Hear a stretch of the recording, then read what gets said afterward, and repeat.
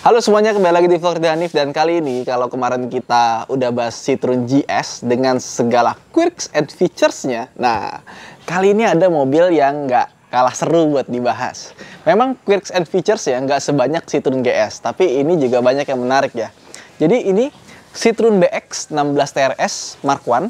Jadi yang masuk Indonesia ada Mark I, Mark II, sama satu lagi yang versi GTI, yang versi kencengnya. Nah, ini kebetulan yang tahun 1986 Mark I BX 16 TRS. Seru banget nih kalau kita bahas ini. Jadi buat teman-teman, kalau pengen tahu lebih lanjut soal mobil ini, jangan lupa untuk like video ini dan subscribe jika kalian belum ke channel Ridho Hanif Ramadi.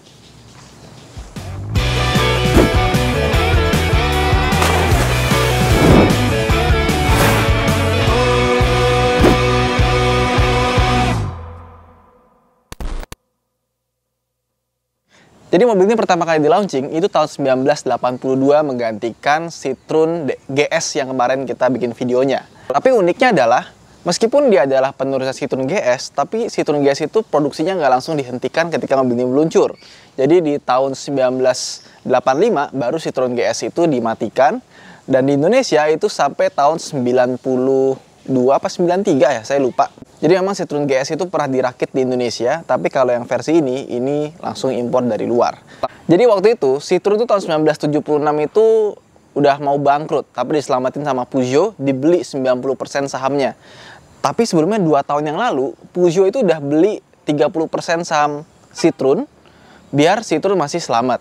Nah, makanya pas kita lihat mobil ini desainnya tuh masih ada rasa-rasa Peugeot-nya, Peugeot yang kotak-kotak zaman tahun 80-90-an.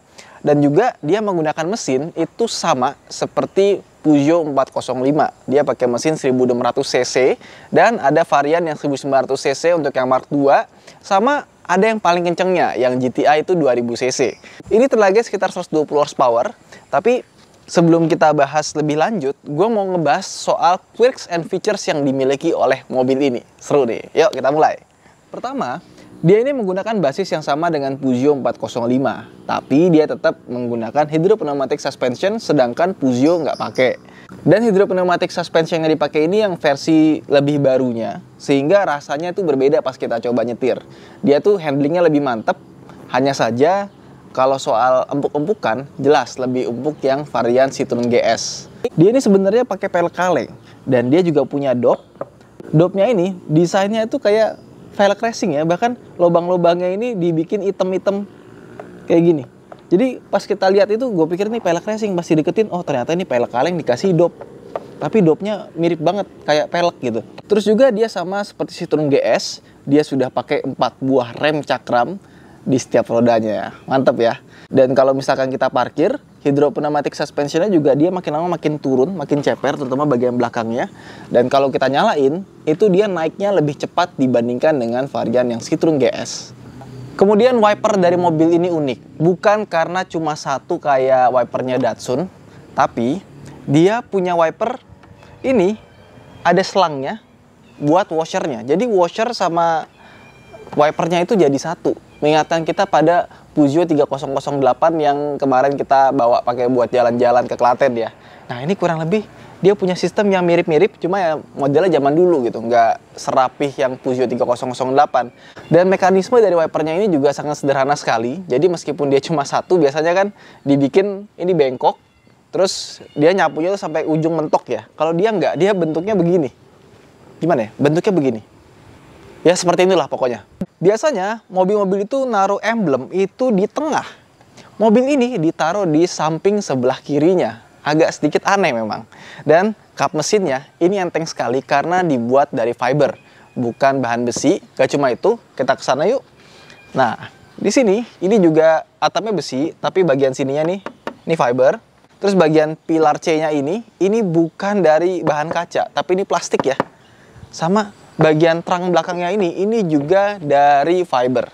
Jadi makanya mobil ini punya bobot yang lebih enteng dibandingkan dengan mobil-mobil di kelasnya pada saat itu. Mobil ini juga kebetulan sudah dimodifikasi. Jadi karena dia punya mesin yang sama seperti Peugeot 405, transmisinya itu diganti dengan transmisi automatic bawaan dari Peugeot 405. Dan di sini ada tulisan automatic. Ini logonya dari Peugeot juga. Kalau kita buka bagian belakangnya, di sini tuh nggak ada kuncinya. Jadi kita tinggal pencet aja. Kalau lagi pintu mobil kebuka ya, nggak kunci ya. Terus, nah kita buka seperti ini. Oke, langsung deh. Kelihatan bagasinya seperti ini. Dia punya separator itu yang langsung ngangkat full. Kalau kemarin kan GS cuma separuh terus bisa ditarik ya. Kalau ini nggak, ini bener-bener full. Tapi kalau misalkan kita buka, dia akan otomatis keangkat seperti ini. Dan ada speakernya juga di bagian sini ya. Sama di mana ban serepnya? Kalau kalian pikir bisa buka dari sini langsung akses ban serep, ternyata enggak. Jadi di sini ada sebuah baut ya yang tebel, modelnya kayak Avanza gitu. Nanti dari sini itu akan turun, bisa kita ambil ban serepnya di bawah. Nggak ada kondensor AC ya seperti GS. Oke, nah sekarang ikut ke sini yuk. Kalau kalian nanya gitu kan, nah ada yang menarik, sampai situ aja dulu. Oke. Nah terus ada yang menarik nih ya. Menarik dan aneh. Jadi dia punya kunci itu antara starter dan buat tangki bensin itu berbeda. Dan kalau kita buka tangki bensinnya, biasanya kan kita buka, terus habis itu kita putar-putar tutupnya lagi kan. Kalau ini enggak, kita buka seperti ini. Nah, lubang dan tutupnya ini nyatu sama pintu tangki bahan bakarnya ini. Dan ini terbuat dari fiber, biar enteng lagi. Keren ya? Kenapa nggak semua mobil itu kayak gini aja biar lebih simpel? Citroen BX ini udah normal ya. Kalau kemarin kan aneh tuh cara bukanya. Sekarang ini udah mulai normal. Nah, mobil ini setirnya itu belum tilt atau telescopic steering, tapi di sini ada tuas di bawah setir yang kalau kita tarik, aduh, kebentok. Itu malah ngebuka kap mesin. Bukan ngatur ketinggian tilt steeringnya. Yuk sekarang kita buka. Ini ada tuas yang kita harus tarik buat ngebuka kap mesin. Dan ini kap mesinnya enteng sekali. Oke. Yang pertama, yang menurut gua unik, ini tuas yang kita tarik ini adalah tuas plastik. Ini elastis ya plastiknya ya.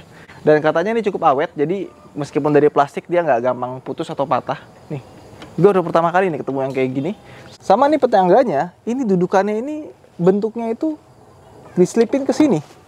Agak sedikit aneh sebenarnya. Nah, mesinnya ini sama seperti mesin Peugeot. Dia sudah ada radiatornya, ya kan. Kalau yang GS kan nggak ada radiatornya, air cool.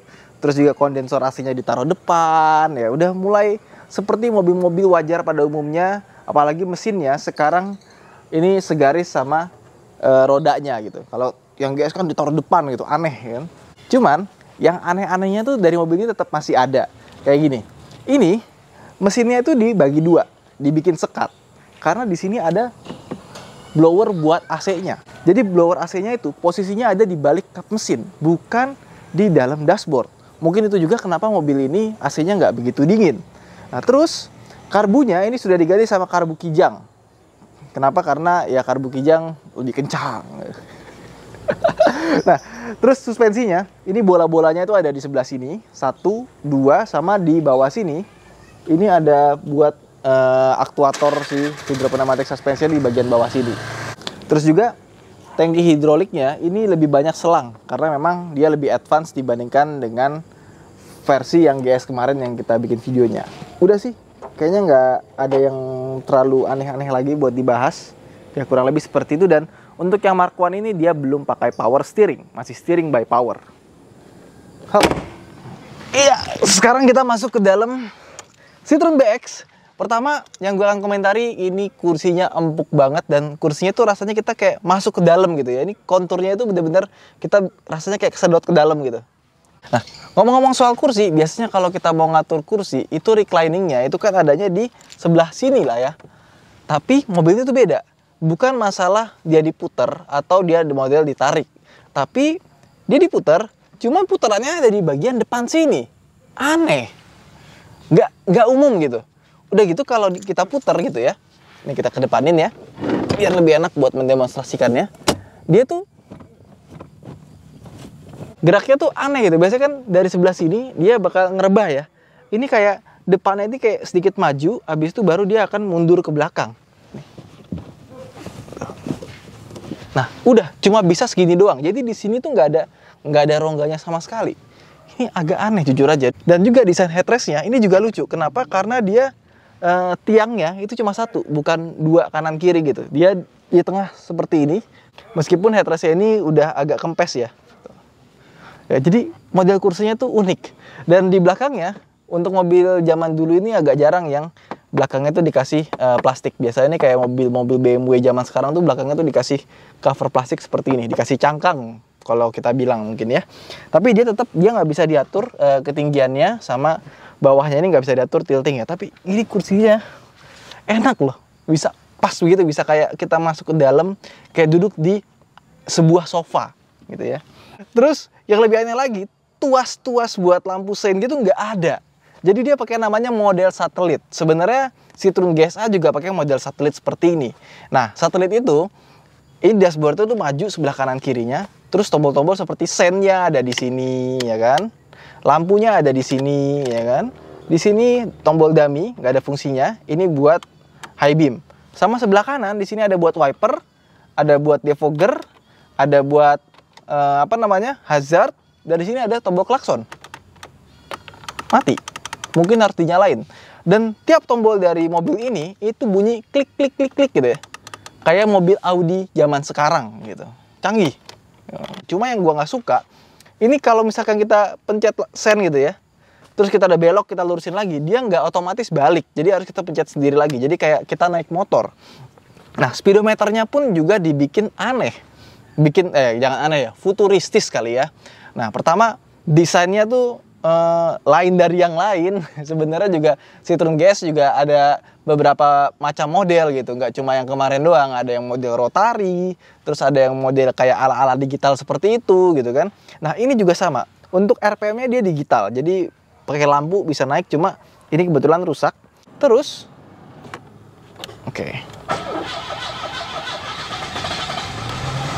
sama dia untuk pintunya udah ada individual warning. Cuma sayang sepertinya sudah nggak jalan gitu. Ini belakang ada sedikit bunyi dari trimnya, tapi nggak masalah. Nah, di sini ada untuk odometernya. Terus di sini ada untuk kecepatannya. Kecepatannya modelnya muter seperti ini. Terus sini ada untuk indikator oli sama indikator buat bahan bakar. Jadi modelnya itu lucu-lucu memang. Nah, terus di sini juga ada tombol-tombol di speedometernya melintang. Yang pertama di sini sebelah kiri untuk ngatur jam. Terus yang di sini untuk ngereset trip meter, sama di sebelah kanan sini untuk ngecek, nah ini nih, ngecek lampunya nyala apa enggak. Terus material dashboardnya ini sudah soft touch di sini, soft touch di sini. Nah, terus door trimnya ini pakai yang model-model tahun 90-an. Dan untuk ngebuka pintu ini juga tuasnya aneh. Jadi tuas di sini itu bukan kita tarik ke belakang, tapi kita turunin ke bawah. Jadi kayak buat ngebuka pintu luarnya Citroen GS, tapi ini taruh di dalam. Udah sih. Nah, yang menarik lagi, dia punya power window. Kalau kita pikir ada di sini, itu ya nggak ternyata. Dia power window-nya ada di tengah. Cuma yang lucu adalah untuk memisahkan antara power window kiri dan kanan, itu bukan ditaruh sebelah kiri atau sebelah kanan, tapi taruh depan sama belakang. Jadi kalau kita pencet, ya kadang-kadang kita bisa salah juga sih.